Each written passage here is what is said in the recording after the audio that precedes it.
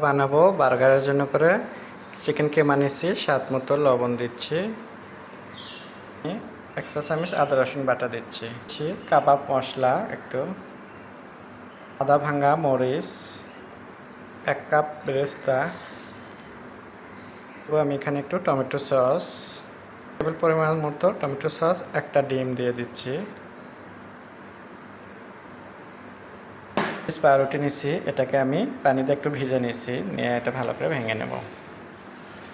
ভেঙে নিলাম। এখন আমি এটাকে কিমার সাথে অ্যাড করে দেব, যেখানে যে মশলা কিমাগুলো নিচ্ছি এটার সাথে সুন্দরভাবে এখন এটাকে কিন্তু মাখা নিতে হবে কিমার সাথে, এইভাবে। তো এটা দিয়ে আমি কাবাব বানাবো বার্গারের, যে কয়টা হয় 3-4টে তো হবেই। তো এটাকে ভালোভাবে এখন আমি মিশিয়ে নিতে হবে এইভাবে। সুন্দরভাবে তো মেখে নিচ্ছিলাম, আর একটু দিয়ে দিচ্ছি ধনের পাতা। তো এটা দিয়ে বাস আবারও মেখে নেব।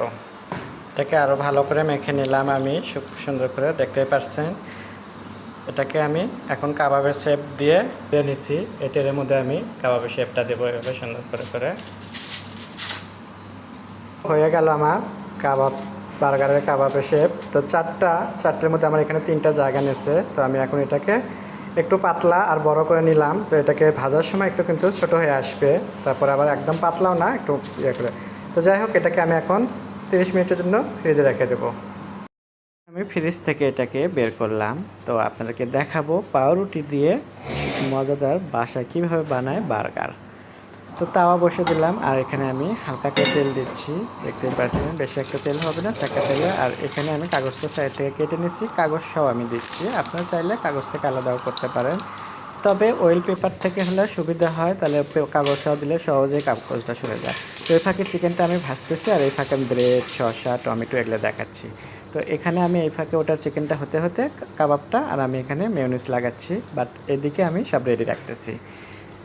তো ঘরেও বানা জিনিস দেখা গেছে একটা কাজের সাথে আর একটা কাজ করা যায়। তো যেহেতু আমার চিকেন কাবাবটা আমার হচ্ছে বার্গারের জন্য, আর এদিকে এটাও রেডি হয়ে যাচ্ছে। তো দেখতেই পাচ্ছেন চিকেন কাবাবটা আমি ঢাকনা দিয়েছিলাম আমি 2 মিনিটের জন্য।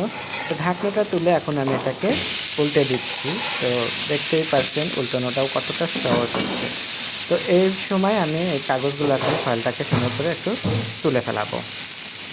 তো কাগজটাকে আমি তুলে ফেলাচ্ছি। তো তুলে ফেলানোর পরে দেখতেই পাচ্ছো কতটা সুন্দরভাবে এটাকে করছে। এটা কিন্তু একদম অনেক নরম হয় খেতে, কারণ আমি যেভাবে বানাচ্ছি এভাবে আপনারা বানাবেন, চিকেনের কাবাব কখনো শক্ত হবে না, একদম সুন্দর নরম তুলতুলা হবে।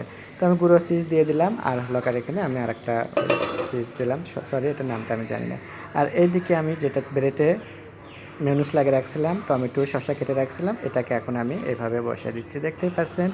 সো বাকি 3টা ব্রেড আজকে 2 লেয়ারে করবো, তো 2টাই আমি করলাম। এদিকে এটার চিজটাও আমার একটু গলে গেছে, আর এদিকে রেডি হয়ে গেল। তো আমি এখন কাবাবটাকে দিয়ে দিচ্ছি ওপর দিয়ে এরকম করে, এটার উপরে আবার আরেকটা লেয়ার দিয়ে দিলাম। তো আরেকটা লেয়ারও আমি সেমভাবে দিছি, এটার উপরে আমি যে চিকেন কাবাব আরেকটা রয়েছে ওটা আবার দিলাম।